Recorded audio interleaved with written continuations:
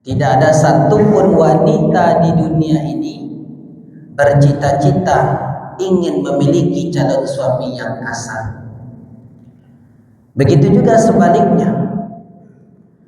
Andai dikumpulkan semua laki-laki di dunia ini, lalu ditanya dan diberikan pilihan, ingin memiliki calon istri yang lemah lembut dan sopan santun, atau ingin memiliki calon istri yang kasar, maka jawabannya sama dengan yang tadi.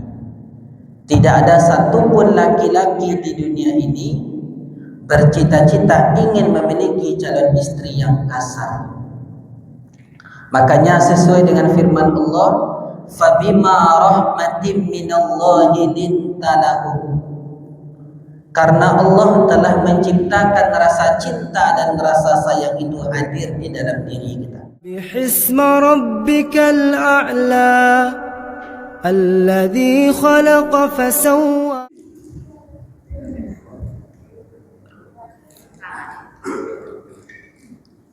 Bismillahirrahmanirrahim.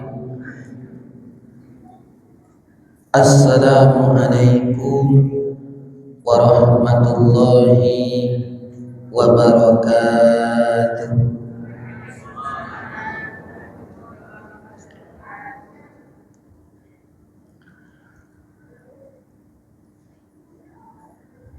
Innal hamdalillah nahmaduhu wa nasta'inuhu wa nastaghfiruh wa na'udzu billahi min syururi anfusina wa min sayyiati a'malina. May yahdihillahu fala mudilla lahu wa may yudlil fala hadiya lahu. Asyhadu an la ilaha illallah wahdahu la syarika lahu wa asyhadu anna Muhammadan abduhu wa rasuluh. Allahumma fasalli wa sallim wa barik ala Muhammadin wa ala alihi wa ashabihi rasulillahi ajma'in. Bapak-bapak dan ibu-ibu, kaum muslimin dan kaum muslimat sidang jemaah salat subuh yang dimuliakan oleh Allah. Kembali kita bersyukur kepada Allah Subhanahu wa ta'ala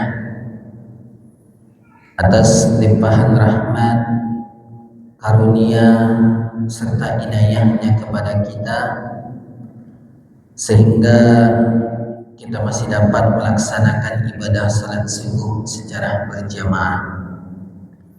Di dalam sebuah hadis yang diriwayatkan oleh Imam Muslim, Rasulullah sallallahu alaihi wasallam bersabda, Bismillahirrahmanirrahim. Man shallal isya'a fi jama'ah faka'annama qama nisfal lail. Wa man shalla subha fi jama'ah faka'annama shallal laila kullah. Barang siapa yang mengerjakan ibadah salat isya secara berjamaah, maka nilainya sama mengerjakan salat sunnah separuh malam. Barang siapa yang mengerjakan ibadah salat subuh secara berjamaah, maka nilainya sama mengerjakan salat sunnah semalam penuh. Kemudian salawat beriringan salam, tak bosan-bosannya kita doakan kepada Allah sehingga senantiasa dicurahkan buat Nabi besar kita, yakni Nabi Muhammad sallallahu alaihi wasallam. Allahumma salli ala Muhammad wa ala ali Muhammad. Yang sama-sama kita hormati Bapak Pengurus Masjid Jami' Hasanuddin Sabihisma Rabbikal A'la beserta seluruh jajaran kepengurusannya, yang sama-sama kita hormati kaum muslimin, kaum muslimat, bapak-bapak, ibu-ibu sidang jemaah salat subuh yang dimuliakan oleh Allah. Adapun judul kajian kita pada subuh hari ini, pentingnya sikap lemah lembut dan sopan santun dalam menjalani hidup dan kehidupan. Pentingnya sikap lemah lembut dan sopan santun dalam menjalani hidup dan kehidupan. Bapak-bapak dan ibu-ibu, kaum muslimin dan kaum muslimat sidang jemaah salat subuh yang dimuliakan oleh Allah. Allah Subhanahu wa taala berfirman di dalam Al-Qur'an surat Ali Imran, surat yang ketiga ayat yang ke-159.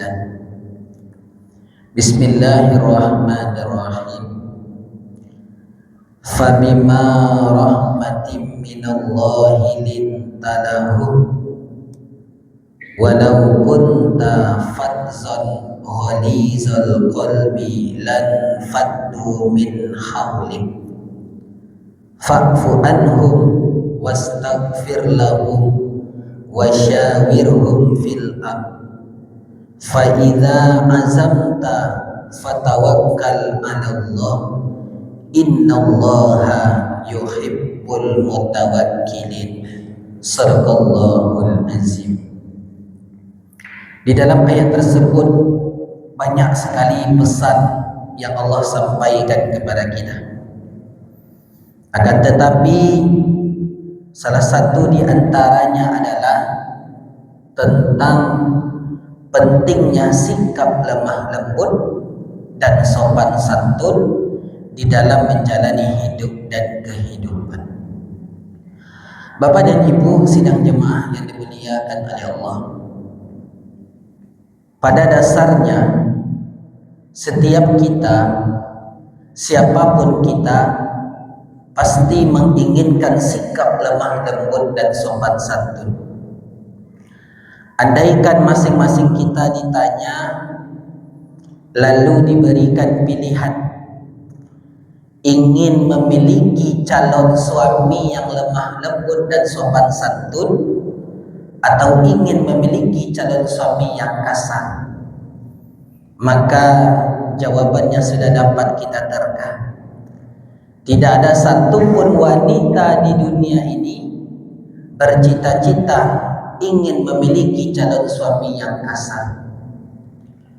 Begitu juga sebaliknya.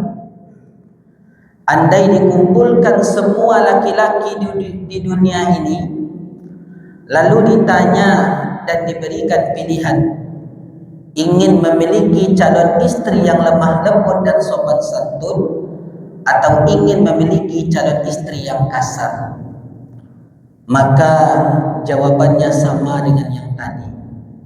Tidak ada satupun laki-laki di dunia ini bercita-cita ingin memiliki calon istri yang kasar. Makanya sesuai dengan firman Allah, fabima rahmatin minallahi lintalahum, karena Allah telah menciptakan rasa cinta dan rasa sayang itu hadir di dalam diri kita. Bapak-bapak dan ibu-ibu sidang jemaah yang dimuliakan oleh Allah, kenapa orang tua itu dia bisa sayang kepada anaknya, dia bisa santun kepada anaknya, dia bisa lembut kepada anaknya, dia bisa baik kepada anaknya? Karena Allah Subhanahu wa taala telah menciptakan rasa cinta dan rasa sayang itu hadir di dalam dirinya. Sebaliknya, kenapa seorang anak itu dia bisa lembut kepada orang tuanya, dia bisa santun kepada orang tuanya, dia bisa baik kepada orang tuanya? Karena Allah juga telah menciptakan rasa cinta dan rasa sayang itu hadir di dalam dirinya. Maka lahirlah sikap lemah lembut dan sopan santun. Sikap lemah lembut dan sopan santun inilah yang diajarkan oleh Nabi Muhammad sallallahu alaihi wasallam kepada kita.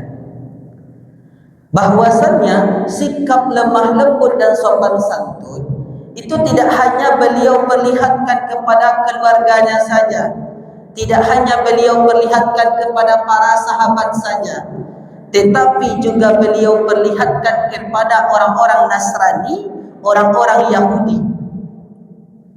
Bapak dan Ibu sidang jamaah salat subuh yang dimuliakan oleh Allah, di dalam satu riwayat yang sering disampaikan, ada seorang Yahudi buta. Kerjanya adalah meminta-minta di salah satu pasar yang terletak di kota Madinah.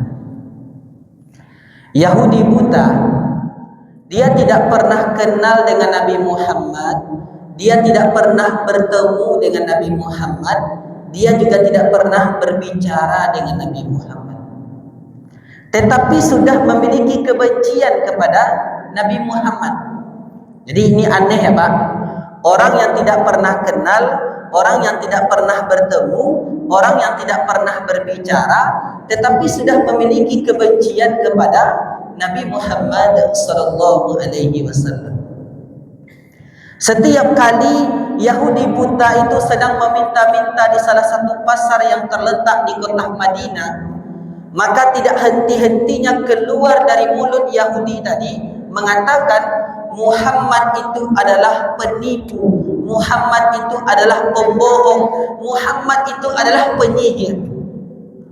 Dia selalu menjelek-jelekkan Nabi Muhammad, dia selalu menghina Nabi Muhammad sallallahu alaihi wasallam. Setiap kali Yahudi buta itu menjelek-jelekkan Nabi Muhammad, menghina Nabi Muhammad, maka setiap itulah Nabi Muhammad duduk di samping Yahudi buta itu. Ketika Yahudi buta itu menjelek-jelekkan Nabi Muhammad, menghina Nabi Muhammad, sampai perutnya terasa lapar, maka di saat itulah Nabi Muhammad langsung memberikan makanan kepada Yahudi buta. Dan makanan yang diberikan oleh Nabi Muhammad itu adalah makanan yang enak. Begitu lahapnya Yahudi buta itu makan. Dan itu dilakukan oleh Nabi Muhammad setiap harinya sampai beliau meninggal dunia.